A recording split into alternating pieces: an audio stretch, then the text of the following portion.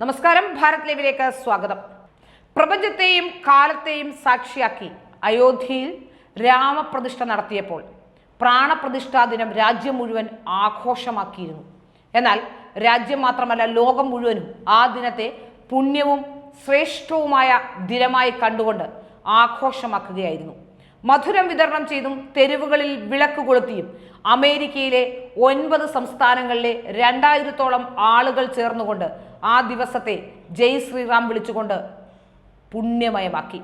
ന്യൂജേഴ്സിയിലെ രാമഭക്തർ ഓം Shri Sai Balaji ടെമ്പിളിൽ cultural സെന്ററിൽ ഹനുമാന്റെ കാലിനാൽ കൊത്തിയെടുത്ത 25 അടി വലിപ്പത്തോളം ഒപ്പമുള്ള വലിയ വിഗ്രഹം സമർപ്പിച്ചു. രാമമന്ത്രങ്ങളാൽ പരിപാവനമാക്കിക്കൊണ്ട് ലണ്ടനിലെ പ്രമഹർഷി മിഷൻ ആശ്രമത്തിൽ എല്ലാ ഭക്തരും ഒത്തുകൂടി. പ്രാണപ്രതിഷ്ഠാ ദിനത്തിൽ ശ്രീരാമ വിജയം കൊണ്ടാടി. മന്ത്രോച്ചാരണങ്ങൾ കൊണ്ട് മാത്രമല്ല, രാമകഥയെ പുനരാവിഷ്കരിച്ചുകൊണ്ട് അവതരിപ്പിച്ചും രാമവിജയ ദിനത്തെ ആഘോഷമാക്കുകയായിരുന്നു. കാനഡയിലും ഇന്ത്യക്കാർക്ക് യാതൊരു പഞ്ഞമില്ലാത്തതുകൊണ്ട് അവിടുത്തെ 250ഓളം പ്രദേശങ്ങളിലാണ് രാമക്ഷേത്ര പ്രതിഷ്ഠാ ദിനത്തിൽ മധുര വിതരണവും ശ്രീരാമ പാരായണവും നടത്തിയത്. ന്യൂസിലൻഡിലെ എത്നിക് കമ്മ്യൂണിറ്റിയായ മിനിസ്ട്രായ മെലീസ ലീ അയോധ്യ പോലൊരു വലിയ ക്ഷേത്രം സ്വന്തമായ ഇന്ത്യക്കാർക്ക് അഭിനന്ദനം അറിയിച്ചു. അവരുടെ വാക്കുകളിൽ ഇന്ത്യൻ പ്രധാനമന്ത്രിക്കും അഭിനന്ദനം അറിയിച്ചിട്ടുണ്ട്. ശരീരം കൊണ്ട് ഇന്ത്യയിലല്ലെങ്കിലും മനസ്സുകൊണ്ട് ഇന്ത്യയിൽ കഴിയുന്ന ഓരോ വിദേശികളും ക്ഷേത്രപ്രതിഷ്ഠയെ ആഘോഷമാക്കുകയായിരുന്നു. മൗറീഷ്യസിലെ ഇന്ദിരാഗാന്ധി സെന്റർ ഫോർ ഇന്ത്യൻ കൾച്ചറിൽ നടന്ന സാംസ്കാരിക പരിപാടിയിൽ മൗറീഷ്യസ് പ്രധാനമന്ത്രി പ്രവിന്ദ് കുമാർ ജുഗ്നോർ പങ്കെടുത്തുകൊണ്ട് അയോധ്യ രാമക്ഷേത്ര ആഘോഷത്തിൽ പങ്കുചേർന്നു. തായ്വാനിലും നേപ്പാളിലും സീഷെൽസിലും സ്ഥിതി മറ്റൊന്നായിരുന്നില്ല. വിളക്കുകളാലും പൂക്കളാലും വീടുകൾ അലങ്കരിച്ച് രാത്രി ശോഭയിൽ തിളങ്ങി നിന്ന നഗരങ്ങളായിരുന്നു അവിടെയും. അയോധ്യയുടെ പുനർജന്മദിനത്തിൽ ലോകം മുഴുവനുമുള്ള ഭക്തർ ആഘോഷമാക്കുകയായിരുന്നു.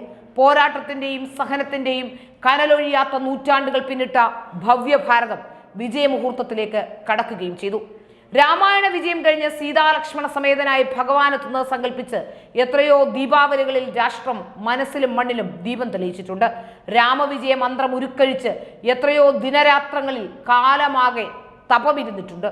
സഹനവും സമരവും ബലിദാനങ്ങളും സഫലമാകുന്ന നിമിഷത്തെ ലോകം മുഴുവനും നോക്കിക്കാണുകയായിരുന്നു. അധിനിവേശ ശക്തികൾ പലതവണ തച്ചുടച്ചിട്ടും അനശ്വരമായ രാമമന്ത്രവും രാമമന്ദിരവും ലോകമാകെ നിറയുകയാണ്. രാഷ്ട്രത്തിന്റെ അഭിമാന മന്ദിരമെന്ന ഉദ്ഘോഷണവുമായി ഓരോ ഗ്രാമവും അയോധ്യയാകുന്ന കാഴ്ചയാണ് നാം കണ്ടത്. ഓരോ മനസ്സും ഭഗവാൻ രാമൻ വാണരുളുന്ന ശ്രീകോവിലാവുകയായിരുന്നു. രാമക്ഷേത്രം കെട്ടിപ്പടുത്തത് ഭാരതത്തിലെ എല്ലാ ഗ്രാമങ്ങളിൽ നിന്നും ഭക്തകോടികൾ സമാഹരിച്ചെത്തിയ ശിലകൾ കൊണ്ട് തന്നെയാണ്. ഓരോ കല്ലിലും അവർ മനസ്സുകൊണ്ട് രാമനാമം കുത്തിവെക്കുകയും ചെയ്തു. നൂറ്റാണ്ടുകൾ പിന്നിട്ട പോരാട്ടത്തിൽ ഈ തലമുറയും അണിചേർന്നു. കർസേവ നടത്തി രാമഭക്തരുടെ ചോരയാൽ സരയു ചുവന്നു. നിരവധി പേർ ബലിദാനികളാവുകയും ചെയ്തിരുന്നു. മരണത്തെയും വെല്ലുവിളിച്ച് കർസേവകർ അഭിമാന മന്ദിരത്തിന് തറക്കല്ല് പാകി. പിന്നോക്കക്കാരിൽ പിന്നോക്കക്കാരനായ കാമേശ്വർ ചൗപാൽ അന്ന് പാകിയത് യഥാർത്ഥ രാമരാജ്യത്തിന്റെ ശിലയായിരുന്നു. കാലങ്ങൾ നീണ്ട നിയമ പോരാട്ടത്തിനും കാത്തിരിപ്പിനും ഒടുവിൽ രാമഭക്തർക്ക് മുന്നിൽ നീതി കൺതുറന്ന കാഴ്ചയാണ് നാം കണ്ടത്. ധർമ്മമൂർത്തിയായ ഭഗവാൻ രാമന് ഭവ്യമന്ദിരം ഒരുങ്ങി. അവസാനിക്കുന്നത് ഒരു വനവാസ കാലം തന്നെയാണ്. കുടിലും കൊട്ടാരവും കാടും മലയും കടലോരവും ഒരേ മനസ്സോടെ പ്രാർത്ഥനാനിരതമാകുന്ന ആ ദിവസമാണ് കടന്നുപോയത്. ജാതിയുടെയും മതങ്ങളുടെയും വേലിക്കെട്ടുകൾ തകർത്ത് ദേശാതിർത്തികൾ ഭേദിച്ച് ഒരേ ഒരു വികാരം. ആദർശ പുരുഷന് ക്ഷേത്രം നിർമ്മിക്കാൻ ലോകത്തെ എല്ലായിടത്തു നിന്നും സാമഗ്രികളും എത്തിയിരുന്നു.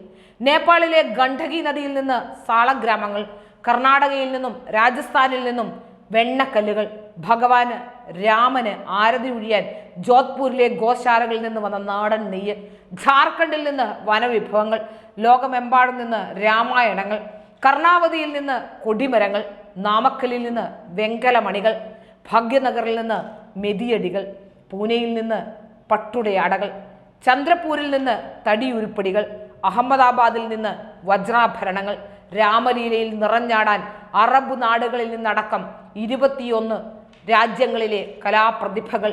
ഭഗവാൻ രാമന്റെ പ്രാണപ്രതിഷ്ഠ ലോക മഹോത്സവമാകുന്നത് ഇങ്ങനെ തന്നെയാണ്.